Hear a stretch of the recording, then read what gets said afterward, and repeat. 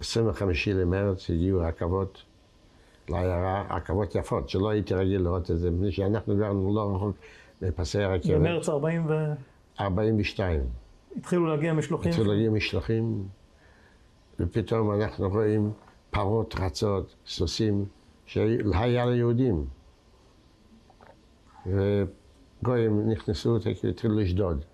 ראו שמה שנעשה, מעלומות כאלה היו נותנים, לאיפה הגיעו? בואו נעשה... עכשיו? הגיעו יהודים לבלזה? הגיעו מגרמניה. מגרמניה לאיפה? לאיזביצה. לאיזביצה?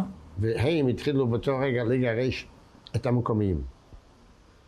טרנספורט אחת הגיע לשוק, טרנספורט השני הגיע אחר כך גם כן לשוק, פסי רכבת היו לא רחוק מהמרכז, וגם את האמא שלי תפסו. רגע, למה הגיעו לאיזביצה מגרמניה? אז לפי שידוע לי, שהגרמנים היה להם פה 16 יודנשטאט. זאת אומרת, ערים יהודיות. כן. היות שהמרכז היה תחנת הרכבת, אז הם באו ברכבות מקום, הרימו אותם, אמרו להם לכתוב גלויות לגרמניה שהם במזרח, ואספו אותם בשוק, לקחו להם את הרכוש, התהלכו גרמנים או משטרה פולנית, והם היו עושים להם זהב, ואחר כך לבלג'ץ. אתה ראית את הדברים האלה? זה ראיתי במו עיניי. וידעת שזה יודנשטאט או ש... לא, לא ידעתי. באותו יום... יצא לך לדבר איתם? והיהודים האלה, והכרתי אותם. אחר כך הביאו אותם שמה, ואני תקף ברחתי בלילה, לשכן. למחרת תפסו אותי, לא אפרט לך כל פרט, תפסו אותי והבאתי לשוק, לאמא שלי. רגע, לפני זה, תפסו את אמא שלך איפה? לשוק. בשוק אספו את כולם. מאיפה? מתוך הבתים? מתוך הבתים. הלכו משטרה עם פולנים, גויים, בנדיטים. והם הראו להם איך להיכנס לכל בית, ולשוק. אבא שלי, אחי היה גבוה, אז הוא התחבא בעליית הגג, אצל הדוד שלי, שם לא, במקרה לא נכנסו. ולקחו את כולם לשוק. אני הצטרפתי אחר כך, תפסו אותי אוקראינים, הם הלכו אוקראינים עם מדים שחורים, והם אספו אותם לשוק, ואחר כך שלחו אותם לבלג'ץ. רגע, אז את מי תפסו לשוק? את אמא ואת מי עוד? את אמא ואחותי ואח קטן בן 4. אחות הייתה בת 10, 12. איך קראו לאחות? גיטלה, טובה. טובה, והאח? אריה. אריה. אז אמא ואח ואחות נמצאים בשוק. כן. מתי זה נודע לך? ראיתי אותם, נוכחתי איתם. אז למה לא לקחו גם אותך? לקחו אותי גם כן, אני ברחתי באמצע, שהתחילו, היו כמה שכנים אצלנו, שהתחברו גם כן, אז את כולם הוציאו, ולפני שהם הסתובבו, אני כבר הסתלקתי.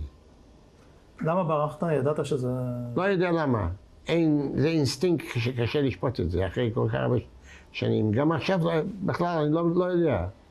אפילו לא הספקתי לאמא שלי להגיד שלום. מת שוטר, פולני, גרמני, פרדיננד, שאני הייתי, המשפחה שלי שהיה להם תחנת קמח, היו שולחים אותי לתת לו בחגים, ביום ראשון סוכר, לא היה, גם להם לא היה. כל מיני פרודוקטים. אז הכרתי אותו, אני לא יודע אם הוא הכיר אותי. בכל אופן, באופן אינסטינקטיבי, שראיתי אותו שהוא עמד על יד ערימה של חבילות שאנשים לקחו, ואמרו להם, לא צריך שם שום דבר, יש בכל טוב.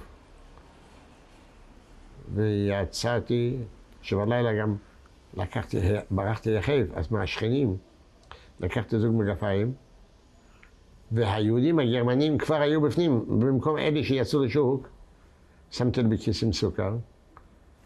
הם ישנו הרוגים מכל הנסיעה. ותפסו אותי האוקראינים אחר כך, לשוק. אני באתי לאמא. האמא שלי הייתה מלובשת עם מעיל של אבא שלי, שלא הספיקו אפילו להתלבש. עם הילדים, בכל זאת מרץ זאת קר. אני הלכתי לאט לאט, לא ברחתי. אני לא יודע למה היה לי אינסטינקט כזה שהם בורחים, זה מעורר חשד.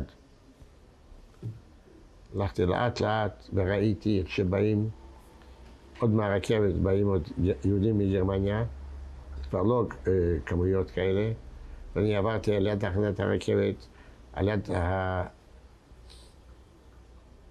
איך קוראים לזה? ראש בורח. אני יודע, שפותחים את העצים. מנסרה. מנסרה, עליתי בגבעה למעלה וברחתי.